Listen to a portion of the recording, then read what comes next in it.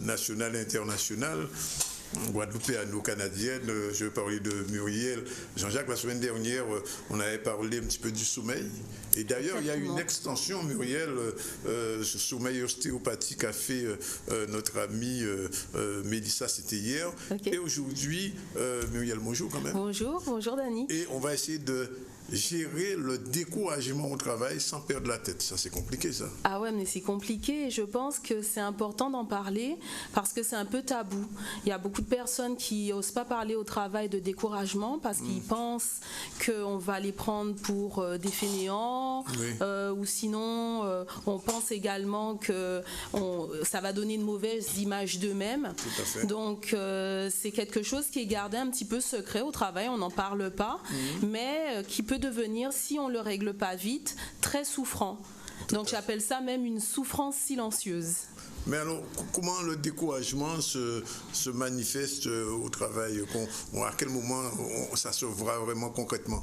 Alors, je dirais que ça commence déjà par des idées négatives. On voit tout un peu négativement au niveau du travail. On n'a plus envie de travailler, on n'arrête pas de repousser ce qu'on a à faire, donc on procrastine énormément, on a envie d'être ailleurs. Donc il y a certaines personnes qui vont vous dire j'ai hâte d'être en vacances ou j'ai hâte de pouvoir partir en fin de semaine, en week-end, ou quand ils doivent rentrer au travail, ils n'ont juste même pas envie d'y aller. On les traînerait que ça serait à peu près ça. Et donc ils n'ont pas envie d'y aller, donc c'est ça. C'est pas encore le burn-out? C'est pas encore le burn-out. Ouais. C'est un peu les prémices du burn-out, mais c'est pas encore le burn-out. D'accord. Alors qu'est-ce qui pousse, qu'est-ce qui fait que des gens à un moment donné sont comme ça affaissés, n'ont plus envie? Ouais. En fait, je pense que les gens sont abattus, découragés, frustrés quelque part pour de nombreuses raisons, en fait. Ça peut commencer par de la fatigue, beaucoup de surmenage, beaucoup de travail. Ensuite, il y a de la frustration aussi par rapport à une situation qu'ils peuvent vivre au travail ou un échec aussi par rapport à un projet ou par rapport à une attente qu'ils avaient au niveau de leur travail. Je donne par exemple un exemple qui est si je demande une augmentation salariale, j'ai travaillé fort pour ça et que je vois que finalement elle ne vient pas et parfois elle peut même être attribuée à quelqu'un de nouveau qui n'a pas mon expérience, qui n'a pas travaillé autant, donc il peut y avoir une grosse déception par rapport à ça et un découragement des employés venant de ça. Alors, un autre exemple également, j'aime bien faire ce parallèle-là en disant qu'ont en commun le Zika, les licenciements et les grèves. Alors le point commun, c'est les personnes qui doivent rester. Parce qu'on parle souvent, si on parle du Zika, des gens qui sont souffrants, qui sont malades. Si on parle de licenciement, les gens qui sont partis. Ou si on parle de grève, les gens qui grèvent, les grévistes. Mais on ne parle jamais des gens qui restent. Et ces personnes-là qui doivent garder à flot le navire et qui se retrouvent à devoir travailler non seulement sur leurs propres activités, leurs propres tâches, mais aussi celles des autres. Donc ils finissent par être épuisés, écœurés, découragés et souvent à la fin ils tombent en arrêt maladie. Oui. Alors quand dans ces circonstances-là on est dans cette situation, quelles sont les conséquences réellement de ce découragement? Alors je dirais que les conséquences, on va voir bien sûr de la procrastination, c'est-à-dire qu'on remet à plus tard ce qu'on a à faire. On fera. Exactement, en fait. Et puis finalement on fait rien. On fait rien. On a également des gens finalement qui, face à cette situation, sont frustrés, ensuite sont en colère, ensuite finalement se disent ça sert à rien, ils acceptent un petit peu la situation, puis à la fin ils sont juste écœurés. Donc ils vont vers un arrêt maladie, ils vont vers une dépression si c'est pas réglé rapidement et c'est dommage. Alors Muriel, ça c'est on a vu un petit peu l'aspect négatif de la situation, du découragement. Alors, comment y remédier? Qu'est-ce qu'il faut faire? Alors, pour y remédier, je dirais, en fait, il faut d'abord se poser des questions et les bonnes questions et identifier les raisons.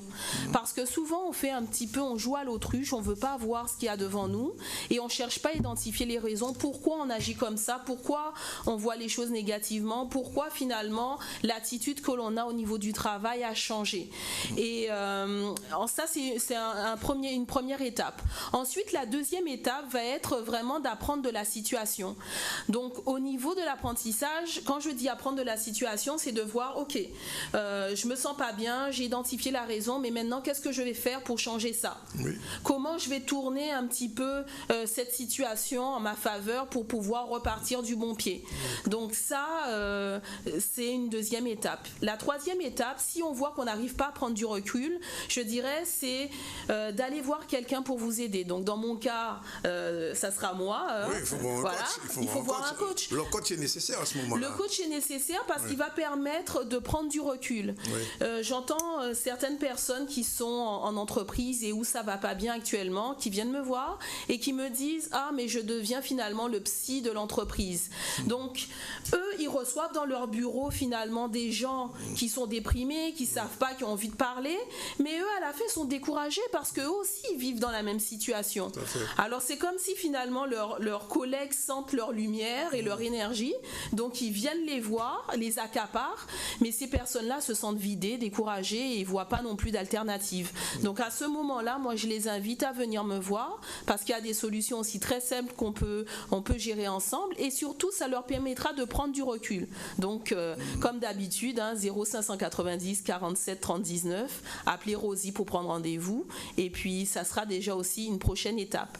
Et puis, je dirais ensuite, vient également des pauses qu'on peut prendre parce que souvent, les gens restent dans leur petit cocon, ils n'osent pas parler, ils n'osent pas s'exprimer. Je dirais qu'ils vivent un petit peu en cage, dans une petite prison dorée, alors qu'ils pourraient prendre aussi des activités qui vont les remobiliser, qui vont leur donner un aspect de la vie qui est différent et peut-être leur permettre de prendre ce recul qu'ils n'arrivent pas à prendre. Je donne un exemple avec des activités sportives. Alors, on peut avoir du yoga, on peut avoir de la marche, de la natation, de la course à pied. Moi, je sais qu'à une certaine époque où j'étais encore salariée, ce que je faisais avec mes collègues, on allait jouer au squash. Oui. Ouais. Oui. Donc, du coup, on tapait dans la balle et si tu réfléchis trop, tu te prends la balle dans la face. Donc, l'affaire est réglée. Oui. Il faut être vigilant. Vigilant. Ouais. Donc, ça également, ça permet de décompresser, se changer les idées et penser à autre chose et se ressourcer. Puis, la dernière chose que je voudrais rajouter, qui pourrait aider également, c'est que si on voit que toutes ces solutions-là ne marchent pas, alors il est temps de se chercher d'autres opportunités, de regarder ailleurs, d'être créatif et de se dire, je suis pas forcée de rester là où je suis. Ouais. Parce que bon nombre de Guadeloupéens actifs en ce moment, et j'entends que ce soit à mon cabinet, à Carutera, ou que ce soit aussi à l'extérieur, je les entends où c'est comme une fatalité quand ils travaillent en Guadeloupe. Ils ont l'impression qu'ils peuvent pas changer de travail parce que s'ils changent de travail, ils en retrouveront pas. Et ils veulent rester avec leur famille, ils veulent rester sur l'archipel. Donc finalement, ils sont prêts à accepter beaucoup de choses pour pouvoir rester et garder cet emploi. Donc il ne faut pas avoir peur de la mobilité. Il ne faut pas avoir peur de la mobilité, il faut se penser aussi autrement, être créatif et voir comment je peux me réinventer aussi. Oui. Il n'y a pas juste peut-être une façon de faire. Et sans être prendre un cas personnel, vous avez bien quitté le Canada pour venir en Guadeloupe? Bien sûr. En fait, moi, je trouve que c'est bon de se réinventer à peu près tous les 5-10 ans. Donc la prochaine étape, je ne la connais pas. Ah, on ne sait pas encore. On ne sait pas encore. Mais c'est clair qu'il y aura du changement. Oui. C'est clair. Mais je pense que c'est bien. Puis ça permet vraiment également de sortir de sa zone de confort, de voir aussi qu'il y a plein de choses qui sont possibles. On n'est pas obligé d'avoir une seule carrière dans notre vie. Oui. Et puis d'ailleurs, pour ceux qui veulent en savoir plus sur comment, parce qu'il y a beaucoup d'entrepreneurs ou de personnes qui veulent rentrer en entreprise et qui ne savent pas comment faire. Donc c'est une façon aussi de sortir quand on est découragé en tant que salarié de la situation. Donc c'est une autre opportunité, se lancer en affaires sur des choses qu'on aime. Donc j'ai un petit séminaire pour ça. Et de réussir. Est-ce qu'il y a un séminaire prévu? Il y a un séminaire, bien évidemment, le 9 juillet. Oui. À Carutera, au 45 rue du Gommier à Pointe-à-Pitre. C'est comment être rentable sans s'épuiser. D'accord. Pour s'inscrire? Alors pour s'inscrire, 0590 47 30 19, on appelle Rosie et puis elle va prendre les inscriptions ou sur le web au www.carutera.com. Merci Muriel. Je rappelle donc cette chronique, elle est aussi disponible sur carutera.com mais aussi sur le www.zcl.tv. Vous pouvez savoir un peu quoi faire si vous êtes découragé.